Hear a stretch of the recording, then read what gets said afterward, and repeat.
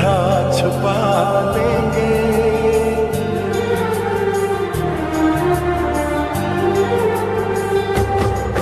हम तुमको निगाहों में इस तरह छुपा लेंगे, तुम चाहे बचो जितना हम तुमको चुरा लेंगे।